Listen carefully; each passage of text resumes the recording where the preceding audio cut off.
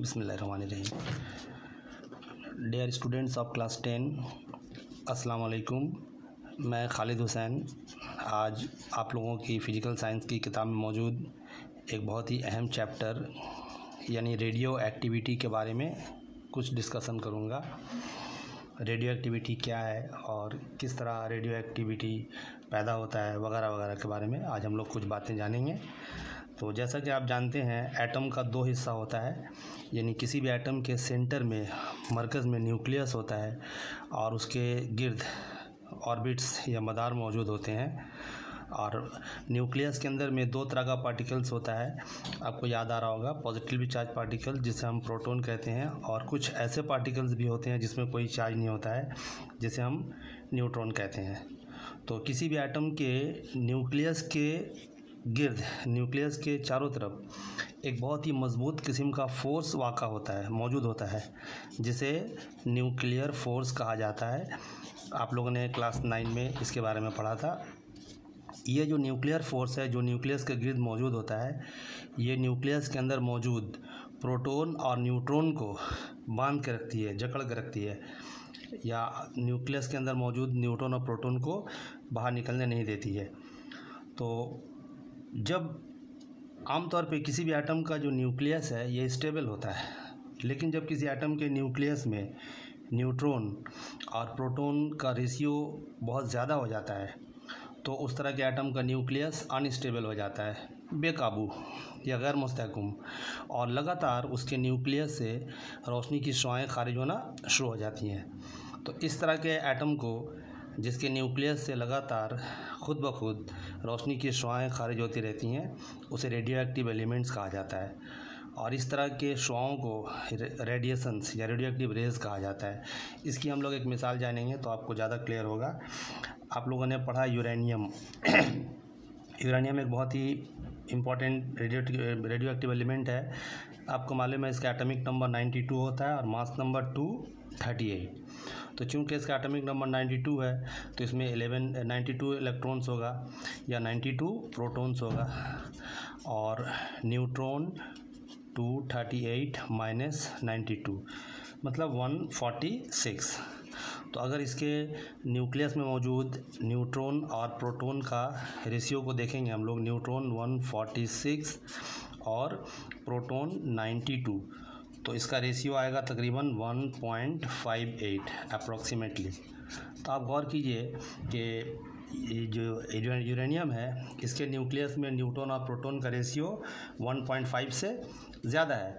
तो जब किसी एटम के न्यूक्लियस में न्यूट्रॉन और प्रोटॉन का रेशियो 1.5 या उससे ज़्यादा हो जाता है तो उस तरह के एटम का न्यूक्लियस अनस्टेबल हो जाता है, गैर मुस्तहकम या बेकाबू, और उस तरह के एटम से रोशनी की शुआएं खारिज होना शुरू हो जाती हैं।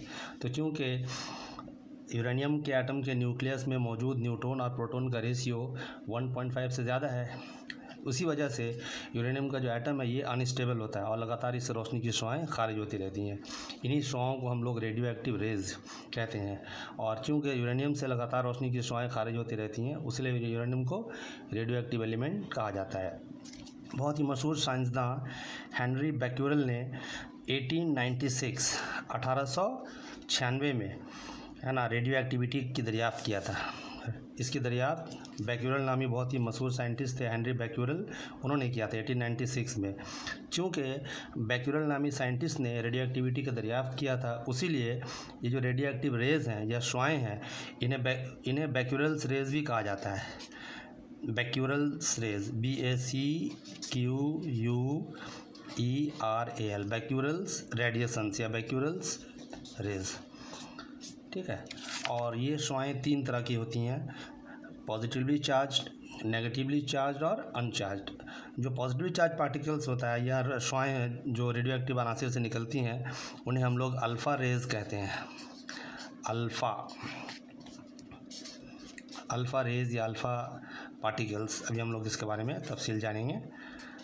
इसका चार्ज पॉजिटिव होता है, और जो negatively charge particles radio active अनासिर से खारिज होती हैं उन्हें हम बीटा रेज़ कहते हैं।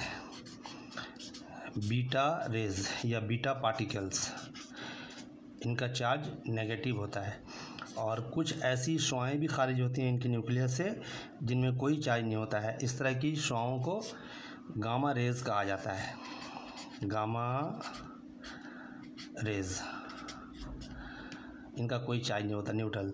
तो रेडियो एक्टिव अनासिर से 3 तरह की शुआएं निकलती हैं, अल्फ़ा रेज, बीटा रेज और गामा रेज। रेडियो एक्टिव अनासिर से या रेडियो एक्टिव सब्सटेंस से 3 तरह की शुआएं खारिज होती हैं, अल्फ़ा रेज, बीटा रेज और गामा रेज। तो ऐसे मादे जिनसे बज़ाते खुद है ना लगातार शुआओं का इखराज होता रहता है, शुआएं खारिज होती रहती हैं, इन्हें रेडियो एक्टिव सब्सटेंस कहा जाता है। हम इस तरह कह सकते हैं इंग्लिश में, द सब्सटेंस विच डिसइंटीग्रेट और decay by spontaneous emission of radiations are called radio active substance, है ना। तो अब हम लोग कुछ और रेडियो एक्टिव सब्सटेंस के बारे में जानेंगे, है ना।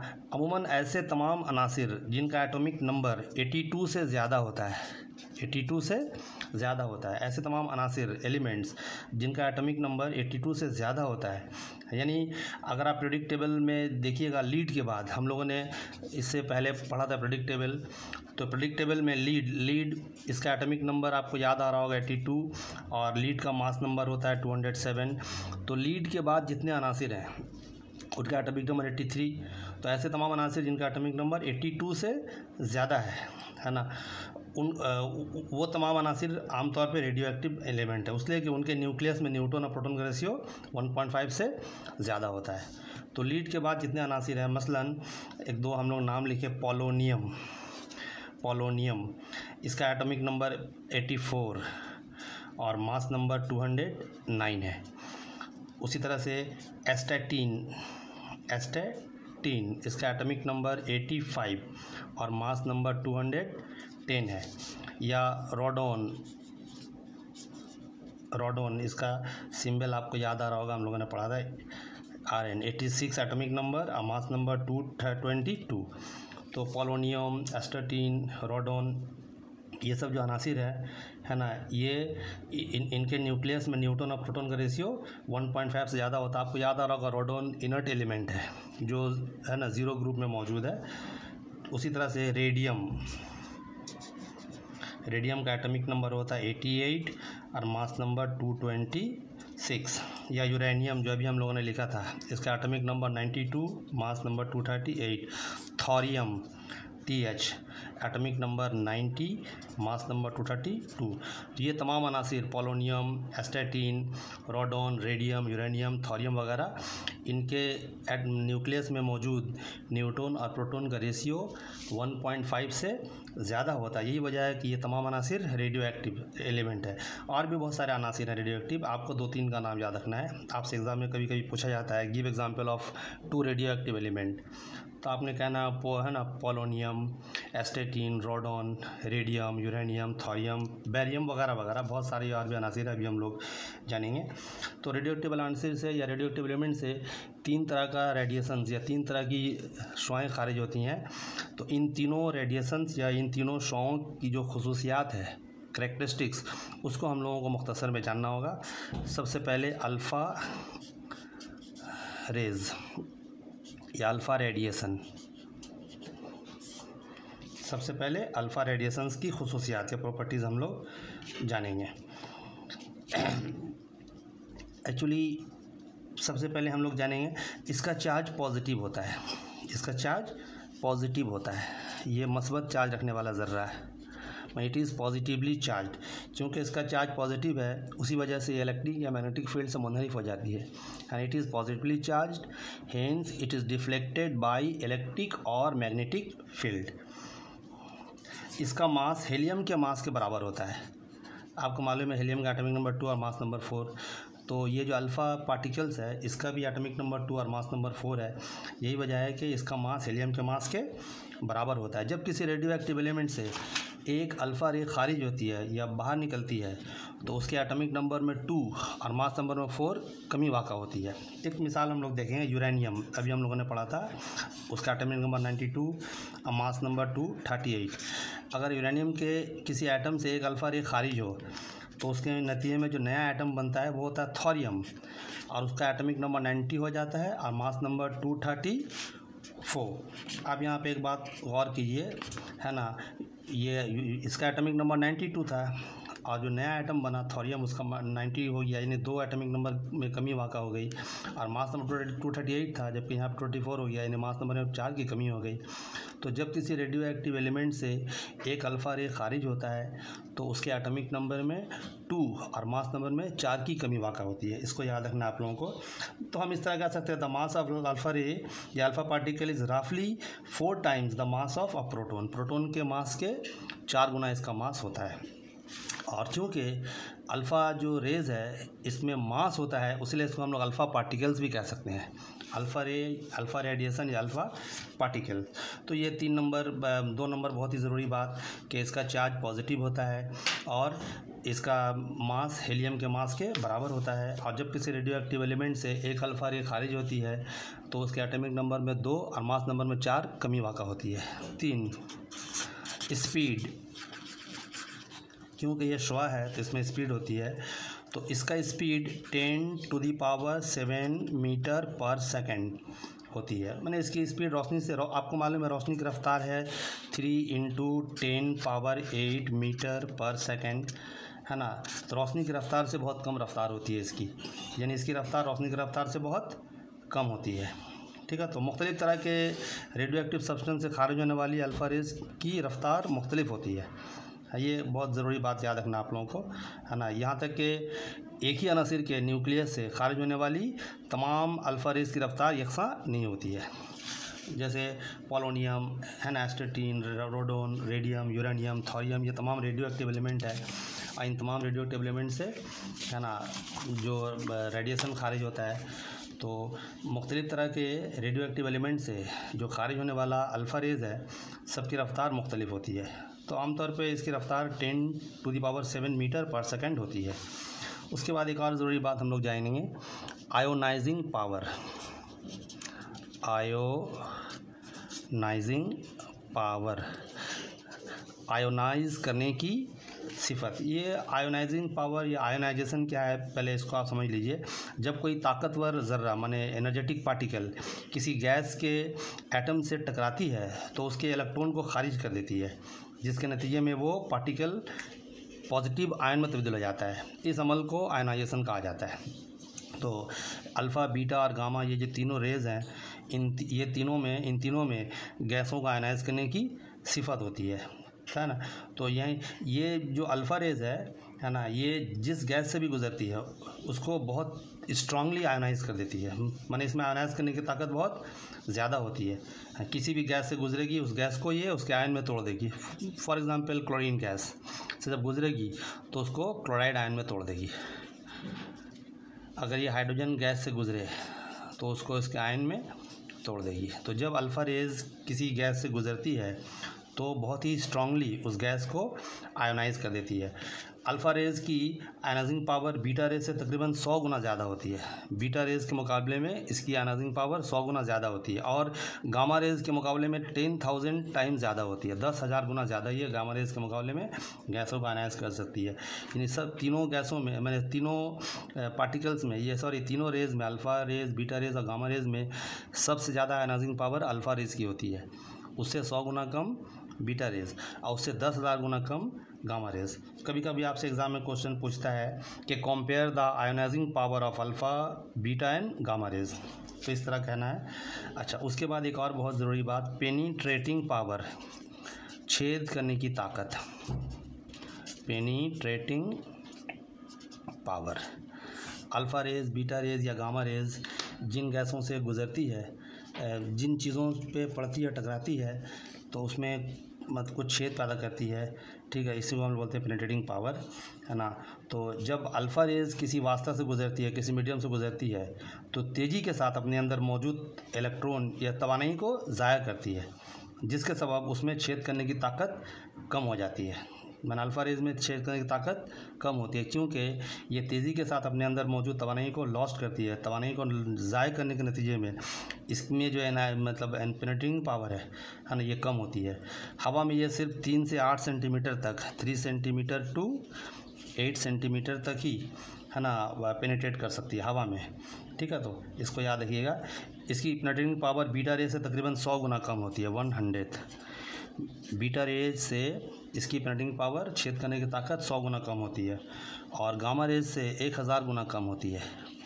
यानी सबसे ज़्यादा पेनिट्रेटिंग पावर होती है गामा रेज में, और सबसे कम पेनिट्रेटिंग पावर होती है अल्फ़ा रेज में। तो ये था पेनिट्रेटिंग पावर। तो यहाँ भी आपसे एग्जाम में क्वेश्चन पूछा जाता है, compare the penetrating power of alpha rays, beta rays and gamma rays. अच्छा, उसके बाद फोटोग्राफिक प्लेट। फोटोग्राफिक प्लेट, ये फोटोग्राफिक प्लेट को मुतासिर करती है, अफेक्ट करती है। जब किसी फोटोग्राफिक प्लेट से ये गुज़रती है तो उसमें धब्बे पड़ जाते हैं, यानी उसमें ये असर डालती है। उसी तरह से ह्यूमन सेल्स, लिविंग सेल्स, जब इंसानी खुलियों से गुज़रती है तो खुलियों को बर्बाद कर दिया है। इट डिस्ट्रॉय ह्यूमन सेल्स, यानी जब ये इंसानी खुलियों से गुज़रती है तो उन्हें डिस्ट्रॉय, बर्बाद कर देती है। इसमें काफ़ी मकदार में काइनेटिक एनर्जी मौजूद होता है। अल्फ़ा रेज में चूँकि इसका मास है ना बहुत ज़्यादा होता है, तो इसमें काफ़ी मकदार में काइनेटिक एनर्जी मौजूद होता है, और इसमें काफ़ी मकदार में मोमेंटम मौजूद होता है। चूँकि इसमें स्पीड है, रफ्तार है।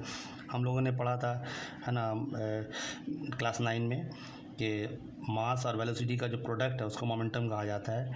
तो इसमें मास भी होता है, इसमें रफ्तार भी होती है, तो काफ़ी मकदार में इसमें काइनेटिक एनर्जी और मोमेंटम मौजूद होता है। लिहाजा है ना इसे किसी एलिमेंट के एटम को दूसरे एलिमेंट में तब्दील करने के दौरान उसके न्यूक्लियस को बम्बार्डमेंट, माने बम्बारी करने में इस्तेमाल किया जाता है। इस अमल को ट्रांसम्यूटेशन कहा जाता है। ट्रांसम्यूटेशन बहुत गौरतलब बात है ना। ट्रांसम्यूटेशन माने एक एलिमेंट को, माने न्यूक्लियस को दूसरे एलिमेंट में कन्वर्ट करने के लिए इसका इस्तेमाल होता है। उसके लिए कि इसमें काइनेटिक एनर्जी और काफ़ी मकदार में मोमेंटम होता है, तो इस अमल को हम लोग बोलते हैं ट्रांसम्यूटेशन। तो ट्रांसम्यूटेशन में इसका इस्तेमाल किया जाता है। तो ये अल्फ़ा रेज की कुछ खासियतें थीं, आपको चंद खासियतों को याद रखना पड़ेगा। अब उसके बाद हम लोग जानेंगे बीटा रेज की खुसूसियात या प्रॉपर्टीज़ ऑफ बीटा रेज या बीटा पार्टिकल्स। बीटा रेज की खुसूसियात, ठीक है। अल्फ़ा रेज अभी हम लोगों ने पढ़ा, उसका चार्ज पॉजिटिव होता है, और बीटा रेज जो है इसका चार्ज नेगेटिव होता है। एक्चुअली ये न्यूक्लियस से खारिज होने वाला तेज़ रफ्तार इलेक्ट्रॉन है, और इलेक्ट्रॉन का चार्ज नेगेटिव होता है, तो इसका चार्ज होगा negative. It is negatively charged. चूँकि इसका चार्ज नेगेटिव होता है, उसी वजह से जब ये इलेक्ट्रिक या मैग्नेटिक फील्ड से गुजरती है तो इसमें इन्हिराफ होता है ना। It is deflected by electric और magnetic field. So beta particles are है ना fast moving electrons emitted from the nucleus, ठीक है। तो न्यूक्लियस से खारिज होने वाला ये पार्टिकल है। इसका मास इलेक्ट्रॉन के मास के बराबर होता है। इलेक्ट्रॉन का जितना मास है, इसका मास इलेक्ट्रॉन के मास के बराबर होता है। इसको याद रखना है आप लोगों को, बहुत ज़रूरी बात है, ठीक है। तो इसका मास इलेक्ट्रॉन के मास के बराबर होता है। जब किसी रेडियो एक्टिव एलिमेंट से एक बीटा रे खारिज होता है तो उसके मास नंबर में कोई तब्दीली वाक़ा नहीं होती है, लेकिन उसका एटॉमिक नंबर 1 बढ़ जाता है। एटॉमिक नंबर 1 बढ़ जाता है। इस बात को ज़रा सा आपको ख़ास ख्याल रखना है। इसकी एक मिसाल हम दिखलाएंगे। जैसे रेडियो एक्टिव है ना carbon nucleus, atomic number 6, mass number 14। अगर रेडियो एक्टिव कार्बन न्यूक्लियस से एक बीटा रे खारिज हो तो उसके नतीजे में नया बनने वाला जो एटम है, माने नाइट्रोजन है ना, उसका मास नंबर 14, एटॉमिक नंबर 7। गौर कीजिए, इसका atomic number mass number 14 carbon का, एटॉमिक नंबर 6। इससे जब एक बीटा रे खारिज हुआ तो उसके नतीजे में जो नया एटम बना, हम लोग क्या देख रहे हैं कि उसका जो मास नंबर है उसमें कोई तब्दीली वाक़ा नहीं हुई, 14 है, लेकिन एटॉमिक नंबर 1 बढ़ गया। तो ऐसे एटम आप लोगों ने पढ़ा है क्लास 9 में, ऐसे एटम जिनके मास नंबर यकसा हो और एटॉमिक नंबर मुख्तलिफ हो, उसे हम लोग आइसोबार कहते हैं। यानी ये आइसोबार है। एलिमेंट्स और atoms having same mass number but different atomic numbers are called isobar. तो जब किसी रेडियो एक्टिव एलिमेंट से बीटा रे खारिज होता है तो उसके मास नंबर में कोई तब्दीली वाक़ा नहीं होती है, लेकिन उसका एटॉमिक नंबर 1 बढ़ जाता है। उसके बाद एक और ज़रूरी बात, स्पीड। अभी हम लोगों ने पढ़ा था अल्फ़ा रेज का स्पीड 10⁻7 मीटर पर सेकंड होता है, और बीटा रे जो है इसकी रफ्तार 10⁸मीटर पर सेकंड से ज़्यादा, लेकिन रोशनी से कम होती है। अल्फ़ा रे से ज़्यादा होती है मगर रोशनी से कम, तो इसकी रफ्तार 10⁸ मीटर पर सेकंड होती है ना। इस बात को ज़रा सा याद रखना आप लोगों को, ठीक है। तो और रेडियो एक्टिव सब्सटेंस से मुख्तलिफ रेडियो एक्टिव या एक ही रेडियो एक्टिव सब्सटेंस से खारिज होने वाले मुख्तलिफ बीटा पार्टिकल्स की रफ्तार मुख्तलिफ होती है। उसके बाद आयोनाइजिंग पावर, अभी हम लोगों ने पढ़ा था अल्फ़ा रे का आयोनाइजिंग पावर, अब बीटा रे का आयोनाइजिंग पावर, है ना। बीटा पार्टिकल्स भी गैसों को आयोनाइज कर देती है, उनमें गैसों को आयोनाइज करने की ताकत, है ना, अल्फ़ा पार्टिकल से तकरीबन 100 गुना कम होती है। अल्फ़ा पार्टिकल से तकरीबन 100 गुना कम, जबकि, है ना, गामा पार्टिकल से, ठीक है, तो 100 गुना ज़्यादा होती है। तो ये बात याद रखना है।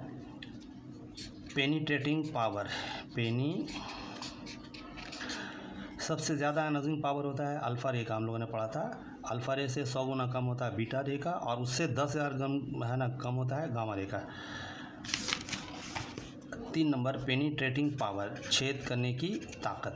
अभी हम लोगों ने देखा था अल्फ़ा रे का आयोनाइजिंग पावर बहुत ज़्यादा है, लेकिन उसका पेनिट्रेटिंग पावर बहुत कम है, मगर अल्फ़ा रे के मुकाबले में बीटा रे का जो पेनिट्रेटिंग पावर है वो ज़्यादा होता है। तो बीटा पार्टिकल्स में छेद करने की ताकत या पेनिट्रेटिंग पावर अल्फ़ा रे से ज़्यादा है, जबकि गामा रे से कम होती है। यह हवा में 5 सेंटीमीटर तक 5 मीटर तक छलांग लगा सकती है। हम लोगों ने पढ़ा था अल्फ़ा रे 3 से लेकर 5 सेंटीमीटर तक, लेकिन ये 5 मीटर तक छलांग लगा सकती है, यानी इसका पेनिट्रेटिंग पावर 5 मीटर तक होता है।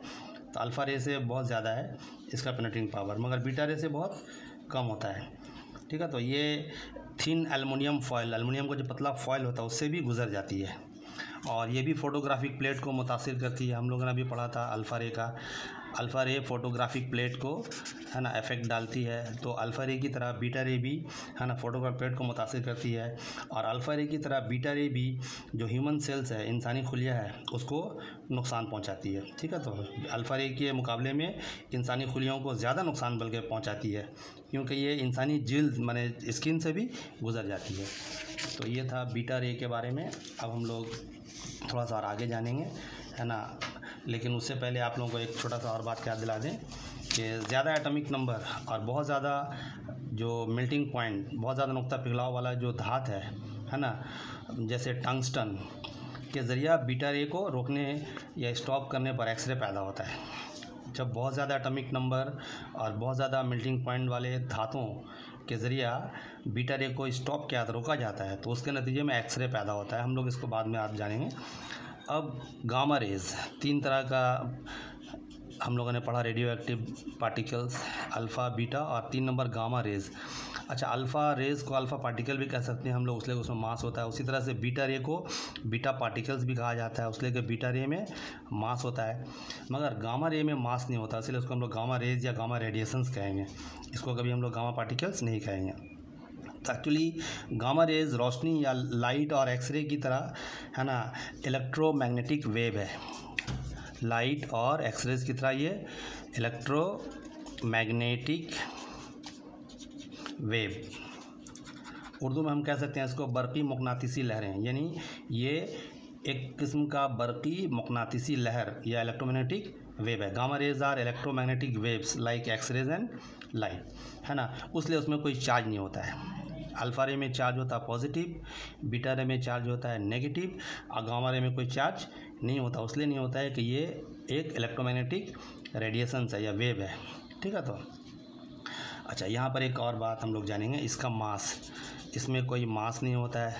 अल्फ़ा रे का मास हम लोगों ने पढ़ा था अभी, हीलियम के मास के बराबर होता है। बीटा रे का मास इलेक्ट्रॉन के मास के बराबर होता है, और चूँकि गामा रेज, है ना, एक इलेक्ट्रोमैग्नेटिक वेव है, लिहाजा इसमें कोई मास नहीं होता है, ठीक है। तो उसी वजह से जब किसी एटम से अल्फ़ा गामा रे खारिज होती है तो उसके एटॉमिक नंबर और मास नंबर में तब्दीली वाक़ा नहीं होती है, कोई चेंज नहीं होता है।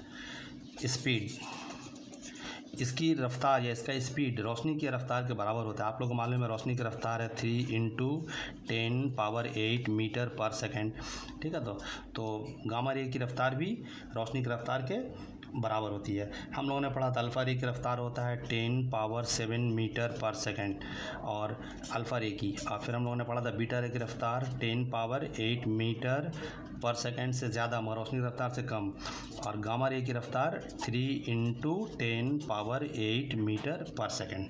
कभी कभी पूछता है compare the speed of alpha rays, beta rays and gamma rays. अच्छा, अब उसके बाद आयोनाइजिंग पावर। आयोनाइजिंग पावर ये भी गैसों को आयनाइज कर देती है। इसमें गैसों को आयनाइज करने की ताकत बहुत कम होती है, यानी अल्फ़ा पार्टिकल के मुकाबले में, है ना, अल्फ़ा और बीटा पार्टिकल के मुकाबले में इसमें बहुत कम गैसों को आयनाइज करने की ताकत होती है। हम लोगों ने पढ़ा था सबसे ज़्यादा गैसों को आयनाइज करने की ताकत अल्फ़ा पार्टिकल्स में होती है, उससे 100 गुना कम बीटा में और 10,000 गुना कम गामा में। तो गामा रे में सबसे कम गैसों को आयनाइज करने की ताकत होती है, आयनाइजिंग पावर। उसके बाद हम लोग जानेंगे इसका पेनिट्रेटिंग पावर। पेनिट्रेटिंग पावर, है ना, छेद करने की ताकत। इसका पेनिट्रेटिंग पावर बहुत ज़्यादा होता है, ठीक है। गामा स्ट्रॉन्ग में छेद करने की ताकत या पेनिट्रेटिंग पावर, पेनिट्रेटिंग पावर बहुत ज़्यादा होता है, ठीक है। तो ठीक है, यानी अल्फ़ा पार्टिकल से तकरीबन 10,000 गुना ज़्यादा और बीटा पार्टिकल से 100 गुना ज़्यादा इसमें छेद करने की ताकत होती है। ये हवा में 500 मीटर तक दूरी तय कर सकती है। हम लोगों ने पढ़ा था अल्फ़ा रे 3 से लेकर 5 सेंटीमीटर, बीटा रे 5 सेंटीमीटर, और ये 500 मीटर तक की दूरी हवा में तय कर सकती है ना। उसे शीशा के मोटे शीट के ज़रिए ही रोका जा सकता है। शीशा का जो मोटा शीट है उसके ज़रिए ही इसको हम रोक सकते हैं। और ये भी फोटोग्राफिक प्लेट को मुतासिर करती है, ये भी फोटोग्राफिक प्लेट को मुतासिर करती है, ठीक है। तो ये इंसानी जिस्म में आसानी से गुजर जाती है, लिहाजा इंसानी जिस्म पर उसके बहुत बुरे असरात पड़ते हैं। तो ये 3 तरह का पार्टिकल्स था, अल्फ़ा, बीटा और गामा। अब हम लोग इन तीनों पार्टिकल्स को थोड़ा कंपेयर करके करेंगे तो इससे आपको और आसानी से याद हो जाएगा। जैसे अल्फ़ा पार्टिकल्स, बीटा पार्टिकल्स और गामा रेज, है ना। सबसे पहले हम लोगों ने पढ़ा था मास के बारे में। तो अल्फ़ा रे का मास हीलियम के मास के बराबर होता है, याद आ रहा होगा आप लोगों को। और बीटा रे का मास इलेक्ट्रॉन के मास के बराबर होता है, जबकि गामा रेज का मास नहीं होता है। ये इलेक्ट्रोमैग्नेटिक वेव है, तो इस तरह याद रखिएगा। जब किसी रेडियो एक्टिव एलिमेंट से एक अल्फ़ा रे खारिज होती है तो उसके एटॉमिक नंबर में 2 और मास नंबर में 4 की कमी वाक़ा होती है। When a radio active element lose 1 alpha particle, its mass number are reduced by 2, its atomic number are reduced by 2 and mass number are reduced by 4। और जब किसी रेडियो एक्टिव एलिमेंट से एक बीटा रे खारिज होता है तो उसके मास नंबर में कोई तब्दीली वाक़ा नहीं होती है, मास नंबर रिमेन्स अनचेंज्ड, लेकिन एटॉमिक नंबर 1 बढ़ जाता है। And when a radio active element lose gamma particle, gamma rays, neither its atomic number not mass number are changed. इस तरह से याद रखना आप लोगों को। उसी तरह से चार्ज, अल्फ़ा रे का चार्ज क्या होता है, पॉजिटिव, इसका चार्ज होता है पॉजिटिव, इसका चार्ज नेगेटिव, इसमें कोई चार्ज नहीं होता है, ठीक है। इस तरह से याद रखना आप लोगों को। उसके बाद स्पीड, अभी हम लोगों ने पढ़ा था अल्फ़ा रे का स्पीड 10⁻7 मीटर पर सेकेंड, बीटा रे का स्पीड 10⁸ मीटर पर सेकेंड से ज़्यादा, लेकिन रोशनी की रफ्तार से कम। और गामा रे का स्पीड 3 × 10⁸ मीटर पर सेकेंड। तो तीनों की रफ्तार याद रखना आप लोगों को। और आयोनाइजिंग पावर, आयोनाइजिंग पावर सबसे मैक्सिमम, सबसे ज़्यादा आयोनाइजिंग पावर होता है अल्फ़ा रे में, याद आ रहा होगा आप लोगों को, है ना। माने गामा रे से 10,000 टाइम्स ज़्यादा। और इसका जो आयनाइजिंग पावर है ना, वो दरमियाना है, यानी इसका आयनाइजिंग पावर अल्फ़ा रे से 100 गुना ज़्यादा होता है, 100 टाइम्स मोर और लेस, और गामा रेज का जो आयनाइजिंग पावर है वो अल्फ़ा रे से 10,000 टाइम्स लेस होता है। तो है ना, इसका सबसे ज़्यादा मैक्सिमम, इसका मॉडरेट, आई सबसे लेस मिनिमम, इसका आयनाइजिंग पावर मिनिमम सबसे कम होता है। अच्छा, उसके बाद हम लोग जानेंगे पेनिट्रेटिंग पावर। पेनिट्रेटिंग पावर, ठीक है। तो सबसे कम पेनिट्रेटिंग पावर होता है अल्फ़ा रे में, सबसे ज़्यादा आयनाइजिंग पावर मगर सबसे कम पेनिट्रेटिंग पावर। हम लोगों ने पढ़ा था ये 3 से लेकर 8 सेंटीमीटर तक, है ना, हवा में पेनिट्रेट कर सकता है। उसके मुकाबले में अल्फ़ा रे के मुकाबले में बीटा रे का पेनिट्रेटिंग पावर ज़्यादा होता है, लार्ज, यानी up to 5 metre, up to 5 metre. और गामा रेज का पेनिट्रेटिंग पावर सबसे ज़्यादा होता है, अभी हम लोगों ने पढ़ा था, है ना, अबाउट 500 मीटर। तो उसी तरह से फोटोग्राफिक प्लेट, है ना, ये भी फोटोग्राफिक प्लेट को मुतासिर करती है, अफेक्ट करती है। बीटा रेज भी अफेक्ट करती है और गामा रेज, यानी अल्फ़ा, बीटा और गामा तीनों रेज, है ना, फोटोग्राफिक प्लेट को मुतासिर करती है, अफेक्ट करती है, ठीक है। उसी तरह से ह्यूमन सेल, या बायोलॉजिकल डैमेज भी हम कह सकते हैं इसको, तो इफ़ेक्ट ऑफ ह्यूमन सेल कभी कभी इस तरह से पूछता है। तो सबसे कम इंसानी खुलियों में असर डालती है अल्फ़ा पार्टिकल्स, और उसके मुकाबले में ये ज़्यादा असरअंदाज होती है, ज़्यादा असर डालती है, ज़्यादा डैमेज पैदा करती है बीटा रे। और सबसे सीवियर, सबसे ज़्यादा इमेंस डैमेज डालती है, सबसे ज़्यादा शदीद नुकसान पहुंचाती है ना, ह्यूमन सेल को गामा रेज। ठीक है, तो माने ये immense damage, it causes immense damage, ठीक है, शदीद नुकसान पहुंचाती है। तो इस तरह हम लोग तीनों को कंपेयर कर सकते हैं। आपको कभी कभी एग्ज़ाम में पूछा जाता है compare the masses of alpha beta and gamma raise, compare the speed of alpha beta and gamma raise, ठीक है, या compare the ionising power of alpha beta and gamma raise, इस तरह से, ठीक है, तो है ना, या इस माने compare the charges of alpha beta and gamma raise. तो आज इतनी ही, इंशाअल्लाह ताला नेक्स्ट क्लास में हम लोग और इसके बाद ज़्यादा जानेंगे, है ना। खुदा हाफिज़।